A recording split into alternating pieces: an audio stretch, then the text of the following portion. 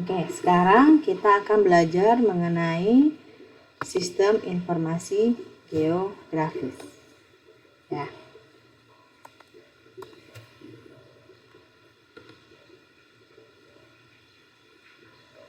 Nah, di sini bisa dilihat mengapa sih kita perlu sistem informasi geografis, ya.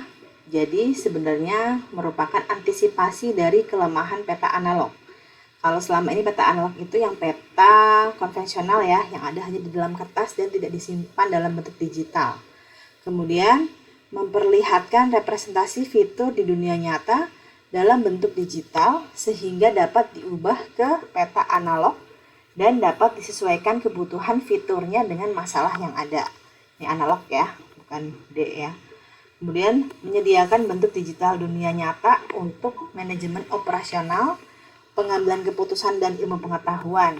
Nah, kita bisa bedakan di sini bedanya apa sih peta dengan SIG ya.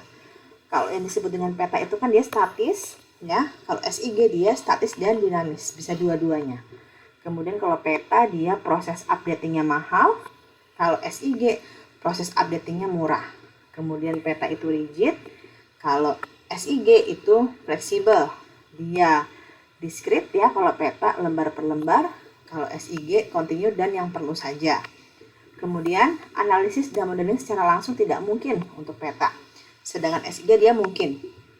Dan untuk yang terakhir, peta menurunkan atau generate data perlu interpretasi, sedangkan SIG tidak perlu interpretasi. Nah, kenapa ya?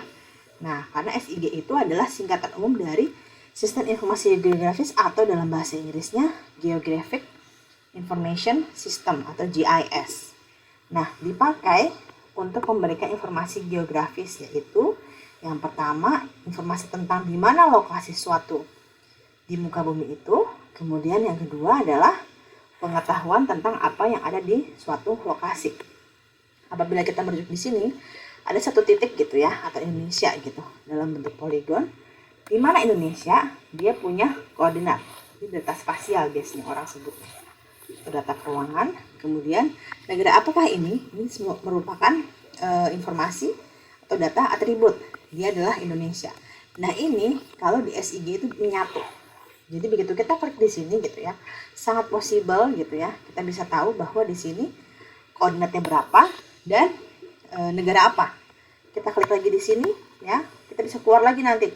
Oh, ternyata di sini untuk di sini gitu ya. Di sini adalah negara Australia dengan koordinat sekian. Jadi data spasial dan data atributnya itu menyatu ya, atau synchronize dengan dalam satu sistem SIG ini.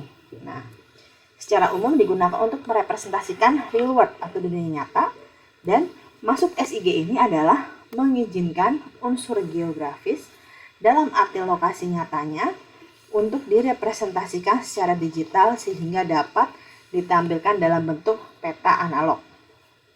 Peta ya, bisa analog maksudnya. Nah, nggak analog pun bisa, digital juga bisa.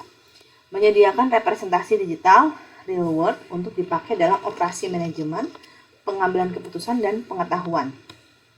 Jadi, dalam kenyataannya, untuk operasi manajemen dan pengambilan keputusan, SIG itu sangat penting, apalagi di dunia sains ya, ini juga penting juga. Seperti misalkan, salah satu contohnya adalah kamu pakai Google Maps ya, mencari rute tercepat dari misalkan dari kampus ke Jatinangor, dari kampus Dago ke kampus Jatinangor.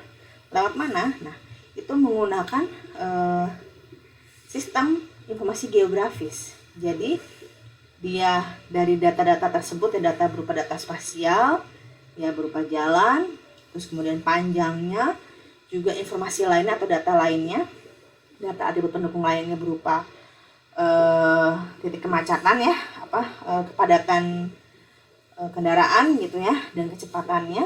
Nah, itu nanti dia menghitung nih, menganalisis supaya mencari rute dengan jalan terpendek misalkan, dan juga tidak banyak kendaraan atau tidak ada kemacetannya sedikit gitu. Jadi dia bisa mengambil keputusan lewat mana. Nah, itu kira-kira SIG.